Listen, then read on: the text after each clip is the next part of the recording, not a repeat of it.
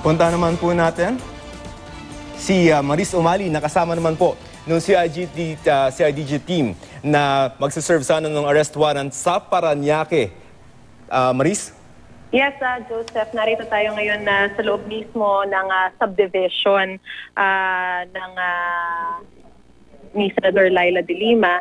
Nakapasok tayo dahil nga nakasakay tayo mismo sa poster ng PNP CIDG, no, na supposedly dito isasakay si Senator Laila de Lima kapag siya ay naaresto na, kapag naisilbi na yung warrant of arrest.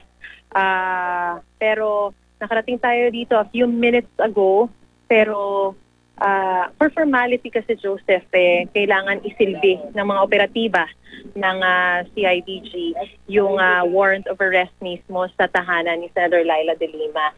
At yun nga exactly ang ginagawa nila ngayon. Pero ang impormasyon sa atin ay nakaalis na siya dito even before nakarating dito yung mga operatiba ng CIDG. Meron din tayong information na nakarating na siya sa Senado. So we yet have to see, Joseph, no, kung ano ang magiging susunod na hakbang ng CIDG. Kanina sinasabi sa atin na pwedeng dumiretso sila sa Senado at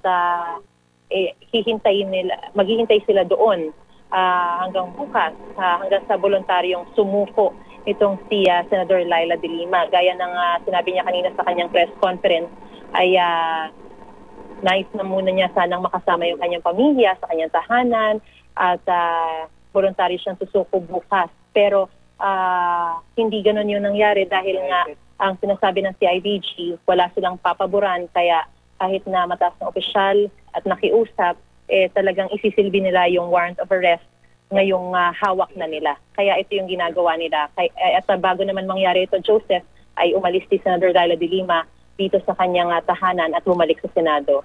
So Maris, ang movement nyo ngayon, wala na dyan ngayon sa Parañaque itong si Senador de Lima. Ang punta nyo na ngayon sa Senado para i-serve yung arrest warrant? Yes, Joseph.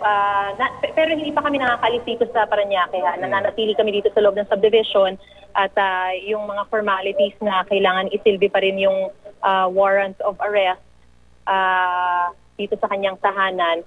Yun yung procedure na ginagawa pa ng mga police operatives sa ngayon. Pero ang impormasyon na binigay sa atin, kapag wala na talaga siya dito sa kanyang tahanan, kung nasaan si Senator Laila de Lima, doon pupunta yung mga operatiba at isisilbi ngayon ding gabi. Pero kailangan nating makita, dahil syempre meron ding mga sinasabi na kapag sa Senate, hindi sila basta-basta pwedeng arestuhin.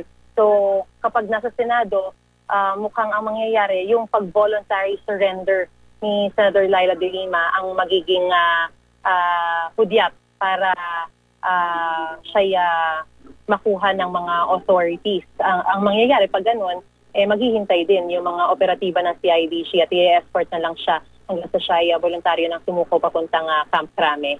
Joseph. Permasyon ba yung CIDG na wala na talaga dyan, dun sa bahay niya sa Parañaque, itong si Senator de Lima?